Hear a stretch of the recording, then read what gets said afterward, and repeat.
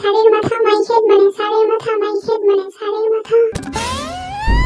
ওর কি করতেছো? My head মানে আমার মাথা।